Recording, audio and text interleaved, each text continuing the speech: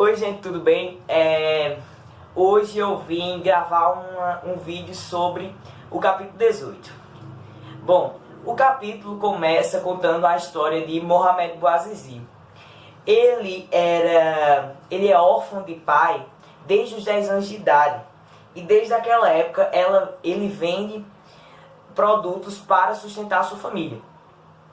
E aos 26 anos de idade, ele também continuava nesse modo de vida, de vender produtos para conseguir sustentar a sua família. Ele vendia legumes, verduras, aquelas coisas. Um dia, se eu não me engano, dia 17 de dezembro, ele foi atacado, entre aspas, por 3 fiscais. Mas como aconteceu isso? Bom, esses três fiscais, eles foram à presença de Bouazizi e pediram para que ele cedesse o dinheiro que ele tinha conseguido vendendo os seus produtos. Ele resistiu. E os fiscais, então, decidiram confiscar as coisas que ele tinha. As verduras, os legumes, a balança que ele usava, etc. Bouazizi também resistiu. Nesse momento, aí é que ocorre a agressão. Os 3 fiscais eles começam a espancar Bouazizi e inclusive um deles cospe no rosto de Bouazizi. O que, na cultura árabe, é uma das piores coisas que uma pessoa pode fazer com outra. Além disso, Bouazizi foi procurar uma ajuda em um prédio público, relatar o que tinha acontecido, tomar as devidas providências. Porém, os funcionários, eles estavam meio que indiferentes com o que tinha acontecido com ele. Então, Bouazizi resolveu fazer um protesto contra a atitude, contra essa atitude indiferente do governo com relação ao que ele tinha sofrido e também contra o governo ditatorial da Tunísia. Governo este que era liderado por um cara chamado Ben Ali. Bom, como é que se deu esse protesto? Ele comprou gasolina, derramou em si mesmo e acendeu um fósforo nele mesmo. Ele acabou se suicidando nesse protesto. E esse protesto é um marco na história de uma grande quantidade de países, tanto do norte da África quanto do Oriente Médio. Por quê? Porque esse protesto fez com que várias outras pessoas também protestassem contra as autoridades que estavam liderando os seus governos.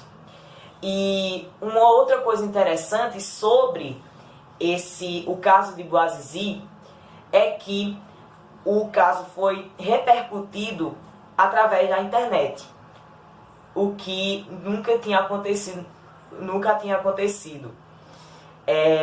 Outra discussão que o livro traz muito, que o capítulo traz muito, é com relação à nova ordem mundial.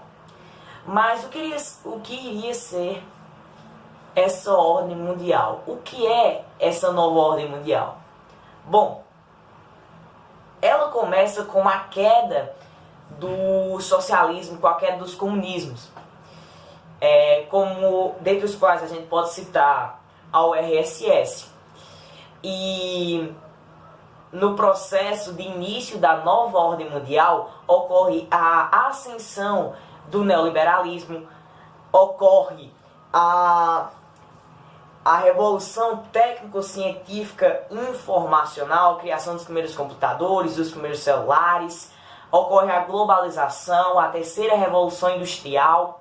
dentre outros processos que estão presentes na atualidade. E uma das coisas que marcam as características da nova ordem mundial são a criação de um grupo chamado G7, que reúne as 7 maiores potências do espaço mundial, que praticamente mandam em todo o espaço mundial, principalmente na parte da economia mundial. Nós temos a adesão de 2 superpotências ao neoliberalismo. Essas 2 superpotências são os Estados Unidos e o Reino Unido.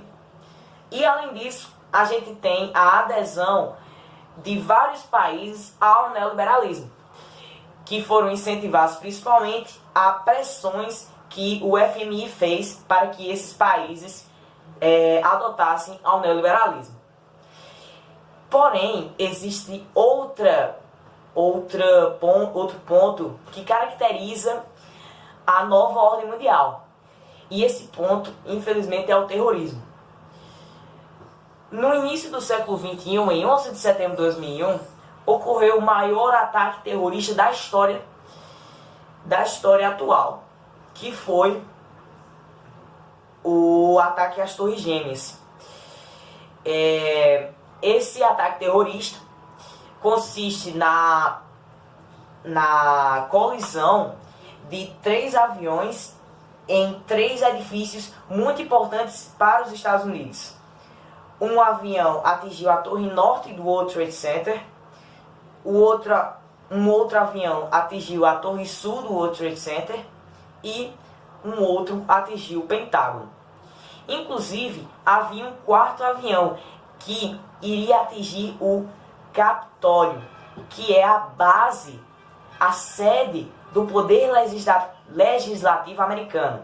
Só que ele caiu no meio do caminho. E esses 4 aviões estavam inclusive cheios de passageiros. Existem histórias que dizem que o 4º avião caiu no meio do caminho porque os passageiros dele, sabendo que haviam acontecido outros ataques, tentaram tirar os terroristas que estavam no avião do comando da aeronave. E isso fez com que o avião caísse. A gente pode notar que esses ataques terroristas, eles afetaram profundamente os Estados Unidos. E eles bateram de frente com os principais símbolos do poder americano. O World Trade Center, que era o símbolo financeiro dos Estados Unidos, o Pentágono, o símbolo militar dos Estados Unidos, o Capitólio, o símbolo político dos Estados Unidos. E nesse processo, as pessoas queriam o término do terrorismo, logicamente. Os americanos, principalmente, estavam desesperados para que acabasse com esse terrorismo. E nesse contexto, George W. Bush, que era o presidente americano na época, ele começa o que ele chamou de guerra ao terror, onde ele inicia processos contra o terrorismo mundial. E nesse contexto também, George W. Bush, ele toma uma medida meio austera. Ele cerceou a liberdade dos americanos. Como assim? Por exemplo, agora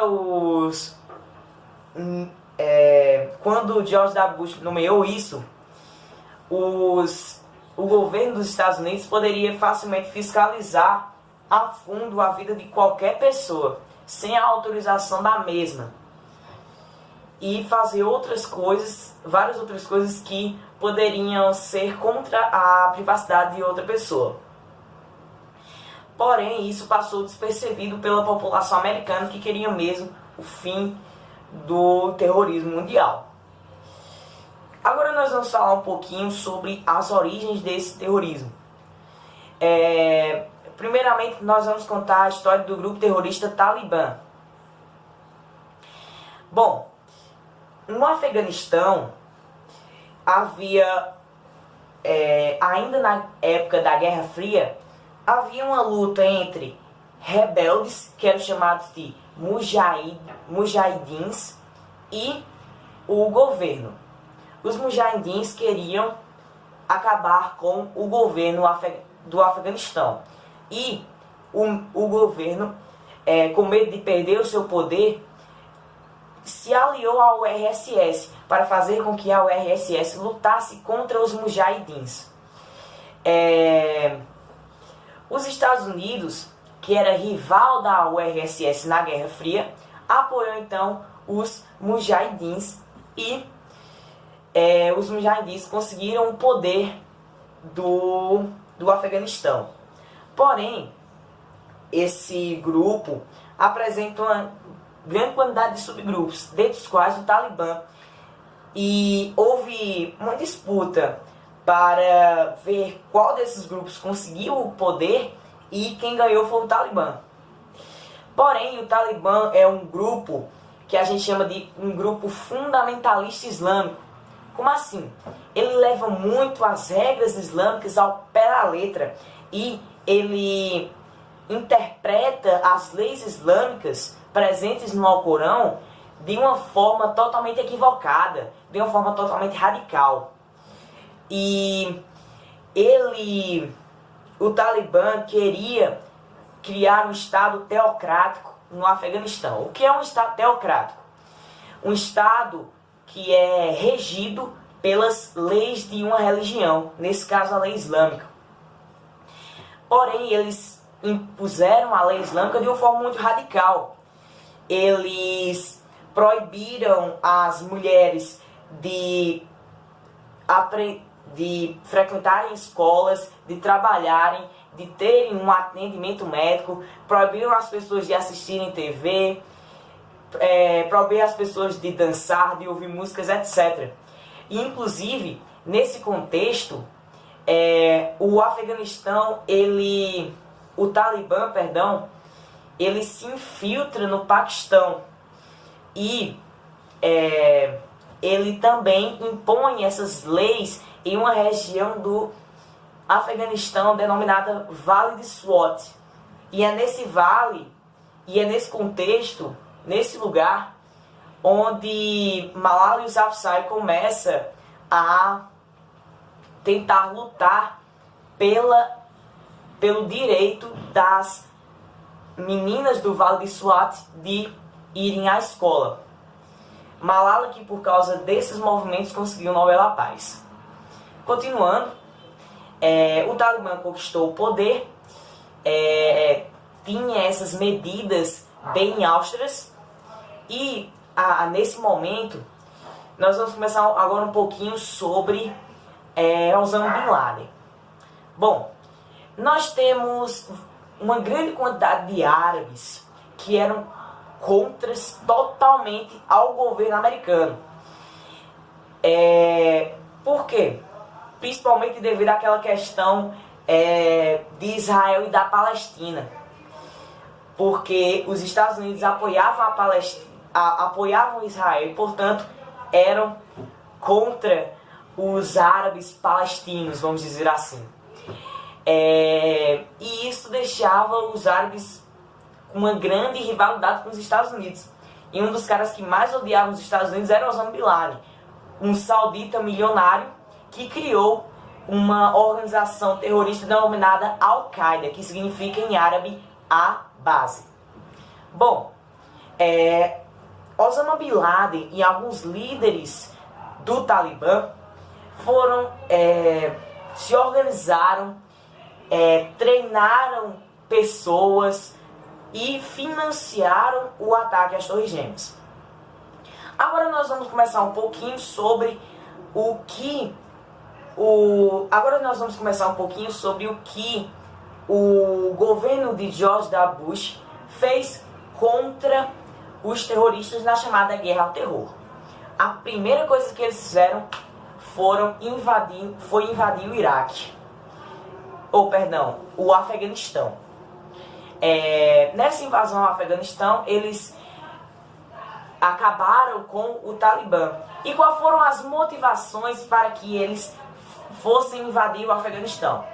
A primeira era a luta contra o terrorismo e a segunda era para fazer com que o governo receba uma punição por ser contra os direitos humanos. E o fato do governo ser contra os direitos humanos foi outra coisa que motivou os Estados Unidos a invadir o Afeganistão.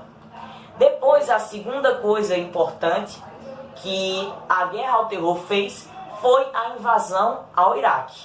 Bom, a invasão ao Iraque, segundo os Estados Unidos, foi motivada porque os iraquianos armazenavam armas químicas de destruição em massa.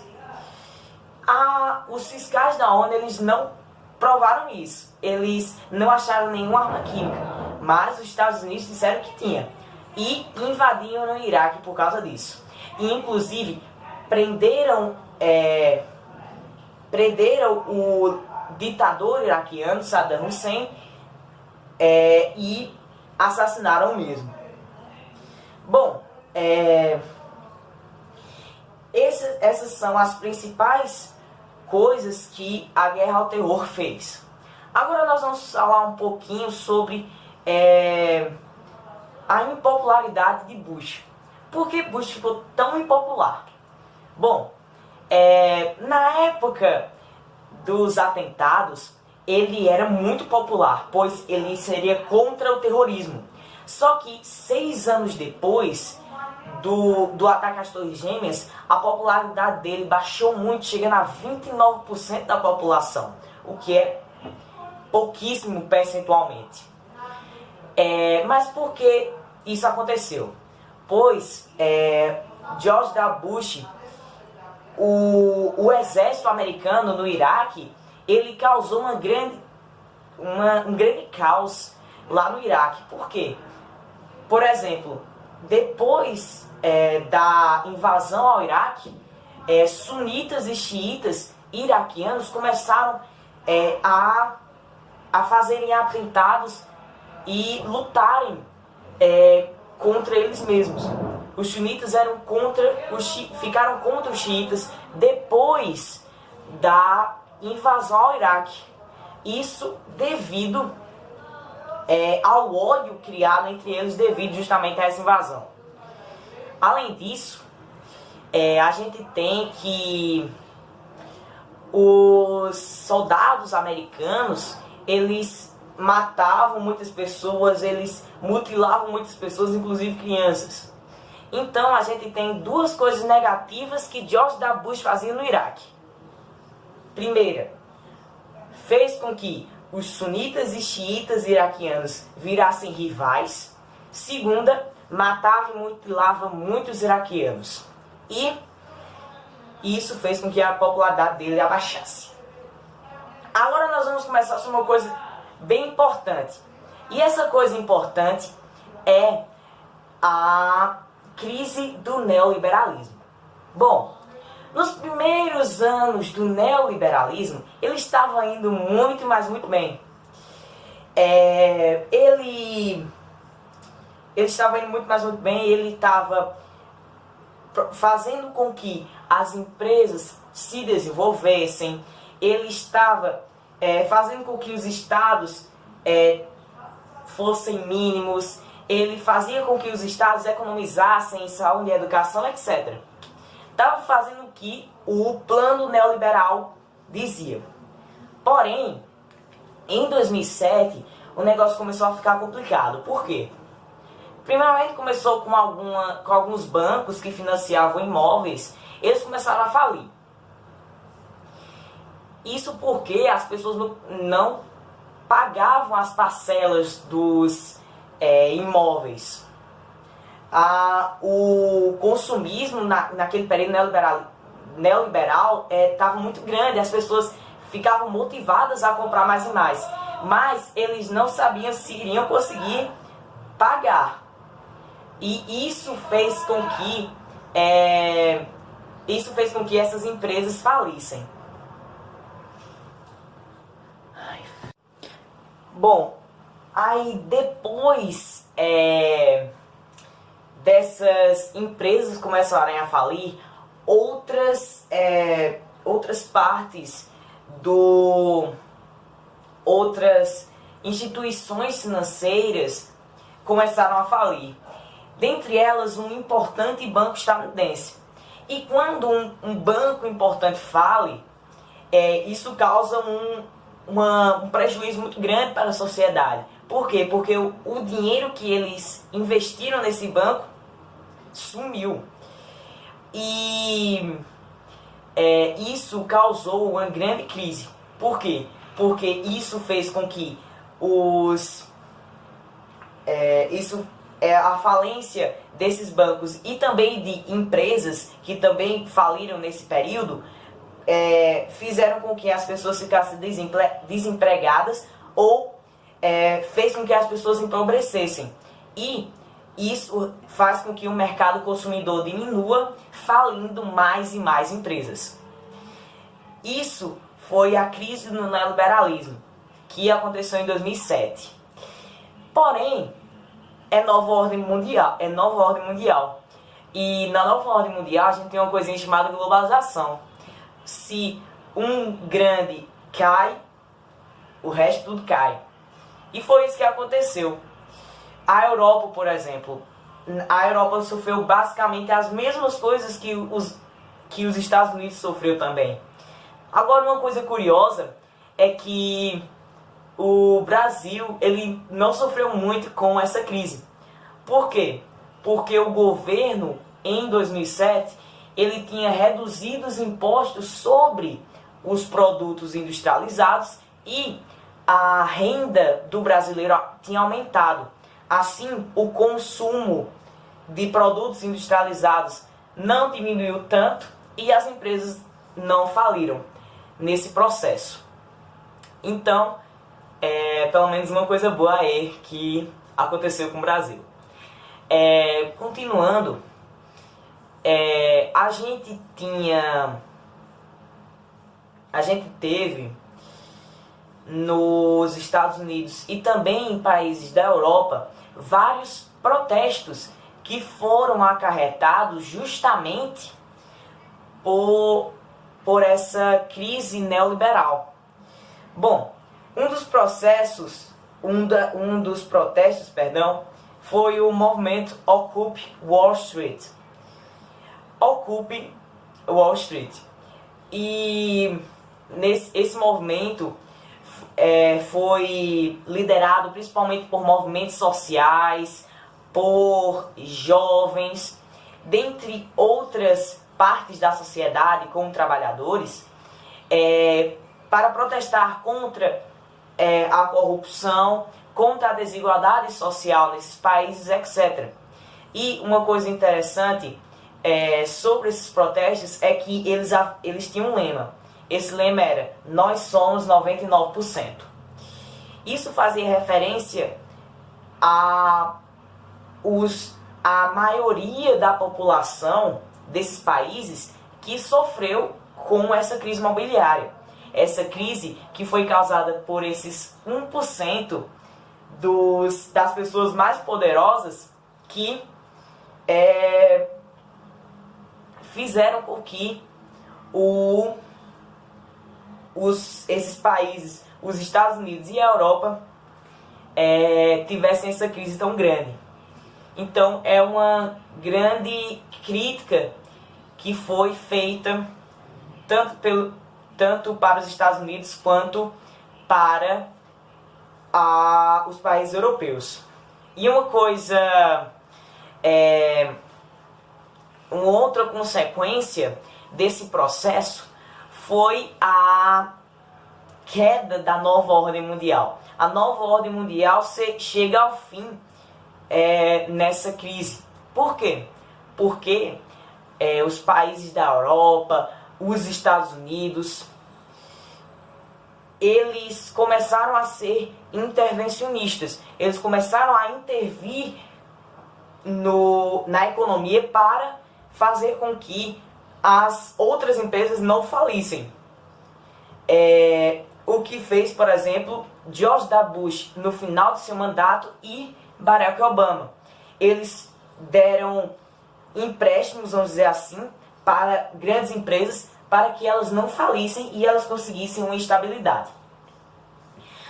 Outra coisa interessante é que, devido a essa crise, os Estados Unidos eles viram que não conseguiriam ter o controle da economia mundial só com os 6 parceiros do G7.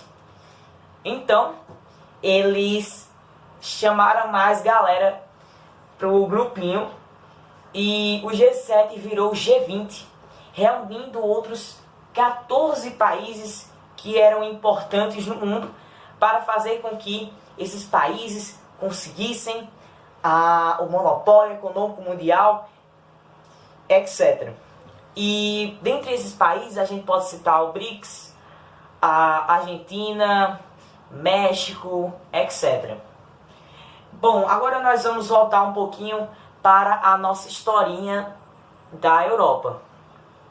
Nós temos na Europa certos países que...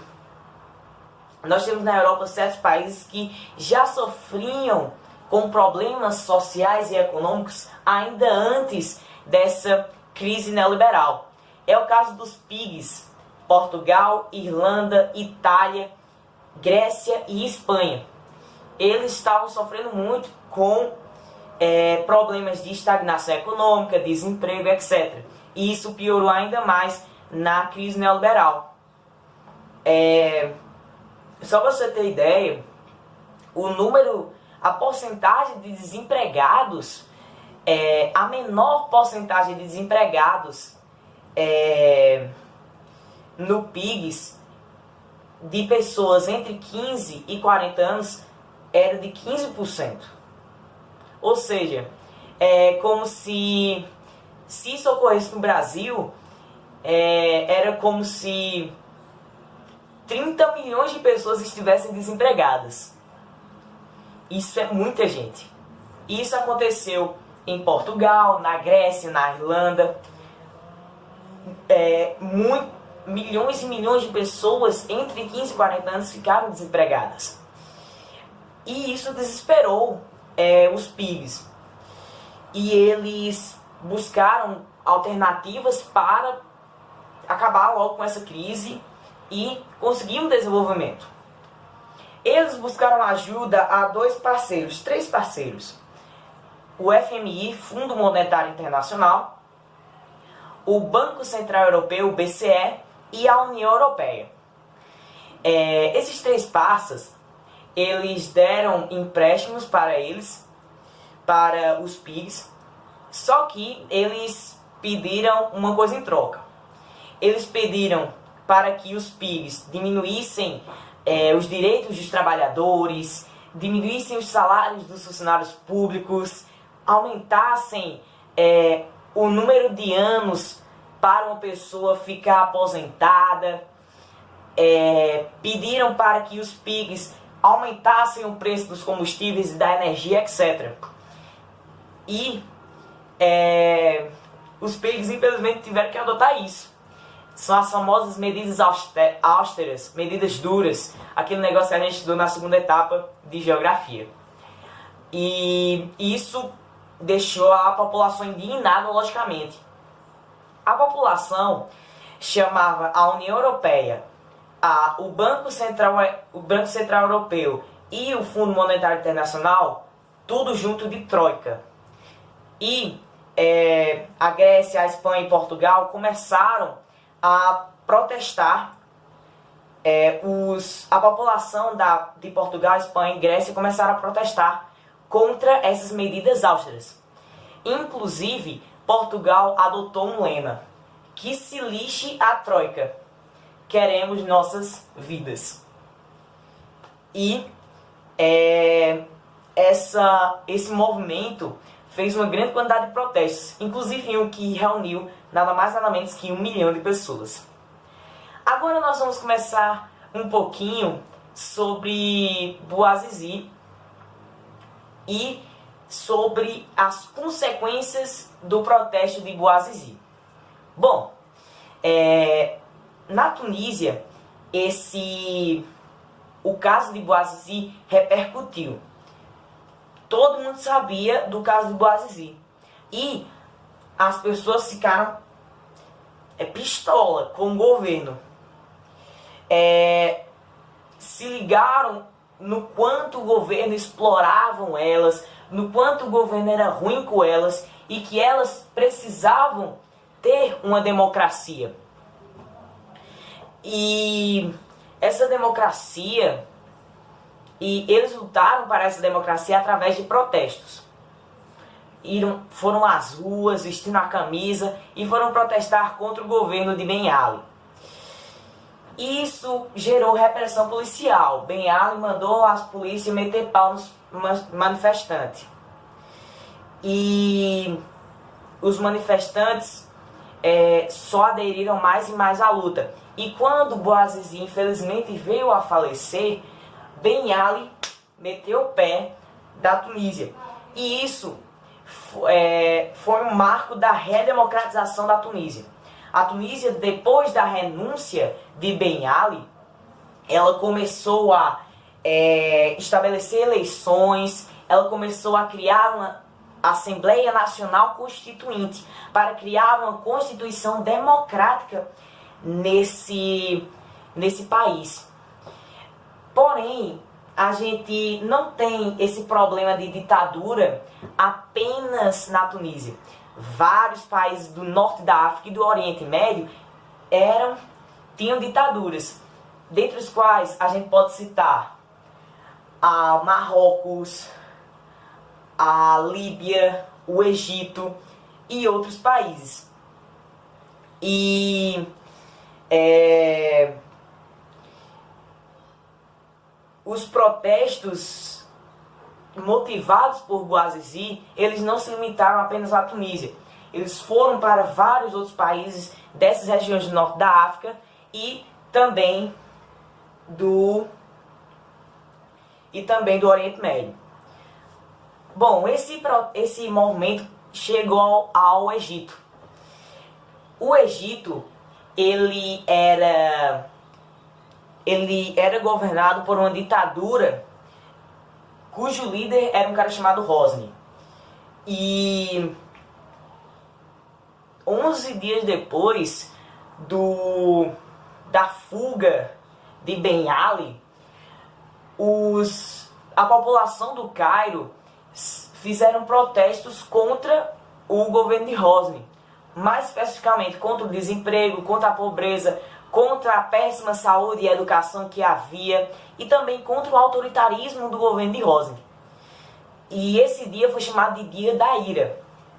E depois desse protesto, mesmo com repressão policial, o ditador se depôs e a população conseguiu a democracia. Agora nós vamos começar a conversar um pouquinho sobre Marrocos e Líbia. Bom, o Marrocos, ele vivia um reinado, na verdade. E o rei era o chamado de Mohamed VI. Já a Líbia vivia uma ditadura de 42 anos de um cara chamado Muammar. Com relação ao Marrocos, a população também lutou contra o governo, mais especificamente contra a corrupção e a favor de uma maior liberdade de voto, por exemplo, no Marrocos. Mohamed VI, com medo do que tinha ocorrido no Egito e na Tunísia, resolveu diminuir os poderes dele e, inclusive, criou uma nova Constituição. Fez eleições para uma nova Constituição e essa Constituição era democrática. Na Líbia, infelizmente, a coisa foi mais difícil. Muammar ficou muito bolado com ficou muito bolado com essas manifestações do povo libanês. E ele, inclusive, ordenou para que o exército bombardeasse as cidades onde haviam mais protestos contra o seu governo. A ONU interviu nesse caso e o Conselho de Segurança autorizou para que aviões da OTAN, que é uma organização militar do Atlântico Norte, ordenou para que esses aviões atacassem certos pontos militares estratégicos do governo de Muammar. Muammar depois foi deposto do governo, preso e morto foi preso e morto, e a Líbia conseguiu finalmente a democracia. A Líbia também lutava contra o autoritarismo do governo e tal. Agora nós temos certos casos em que nem tudo ocorreu bem. Na Argélia, por exemplo, na Argélia e na Jordânia, há uma promessa para que ocorra uma democracia. Há uma promessa. E essa promessa veio pois a população protestou, motivada pelo protesto de Bouazizi. É meio difícil entender, mas volta o vídeo, vê mais vezes que você saca. Nós temos outros países onde a revolta árabe, onde a primavera árabe, ela gerou protestos, mas não resultou em nada. Nesses países, por exemplo, o Iêmen, na Arábia Saudita, a política não mudou em nada. E em alguns casos a situação piorou por causa desses protestos. É o caso da Síria. Os protestos começaram,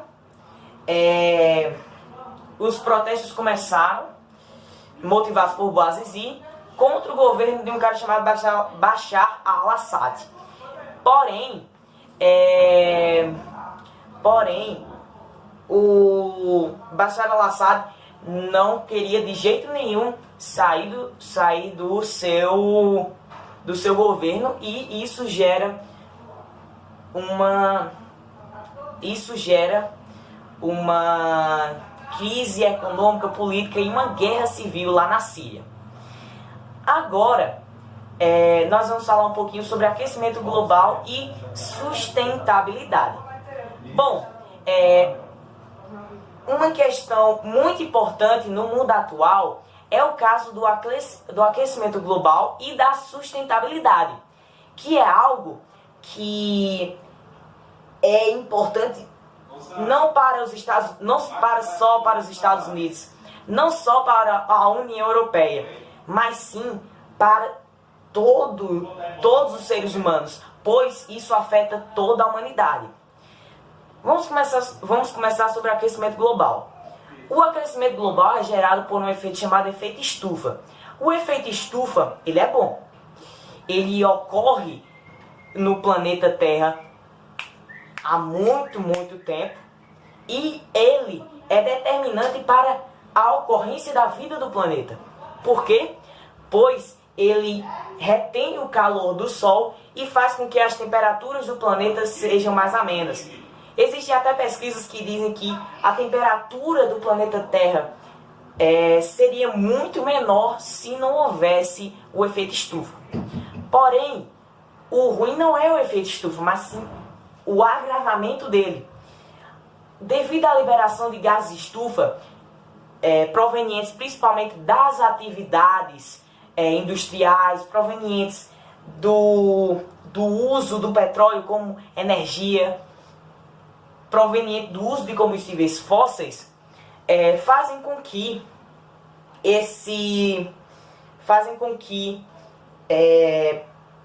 os gases que fazem o efeito estufa fiquem abundantes na atmosfera.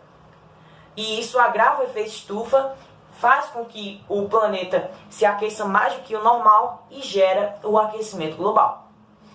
Existem várias coisas que podem ajudar a diminuir o agravamento do aquecimento global.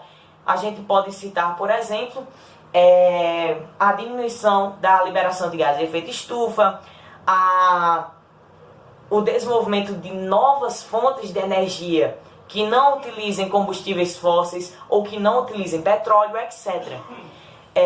Inclusive, os países do mundo atual tentaram fazer com que todos os países se comprometessem para acabar com o aquecimento global.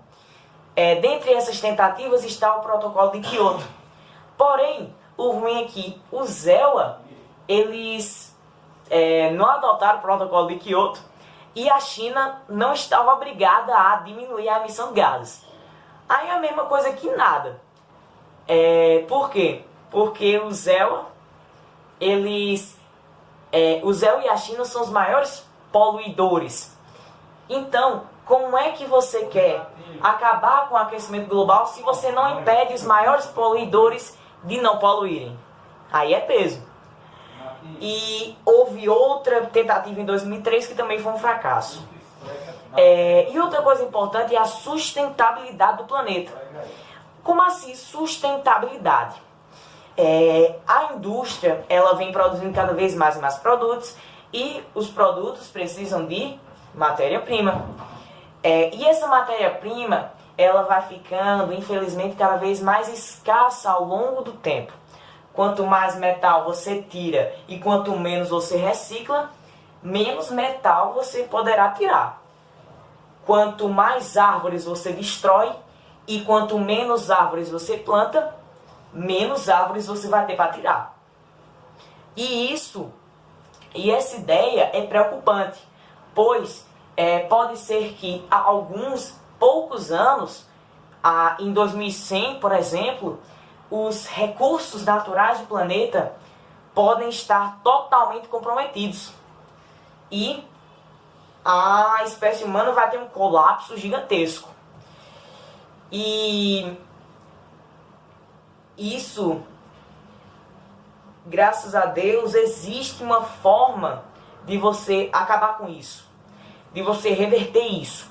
E essa forma se chama reciclagem. E através da reciclagem, através da adoção dos 3 R's, reduzir, reutilizar e reciclar, o mundo pode evitar inclusive essa mudança radical. E, inclusive, a gente não percebe, mas é notório, se for analisar o mundo todo, o quanto o aquecimento global está presente e está agindo no nosso planeta. No nosso planeta, a gente está tendo verões mais quentes, invernos mais frios, vulcões mais ativos, furacões, tufões muito mais fortes. E isso é gerado justamente pelo aquecimento global, além do derretimento das geleiras e aumento do nível do mar. O aumento do nível do mar, parando para pensar, às vezes não parece tão preocupante. Só vai mudar uma cidade e outra lá, tá tranquilo, a gente constrói outra. Porém, o ruim desse aumento do nível do mar é que ele causa a diminuição da salinidade da água. E essa diminuição da salinidade da água pode fazer com que muitas espécies marítimas morram, o que destrói o equilíbrio ambiental que está presente no planeta, que está destruindo agora mesmo o equilíbrio ambiental existente do planeta. E era isso que eu queria dizer. Se vocês gostaram, me avisa. Se eu errar alguma coisa, me fala também, para eu excluir o mais rápido possível esse vídeo. E obrigado.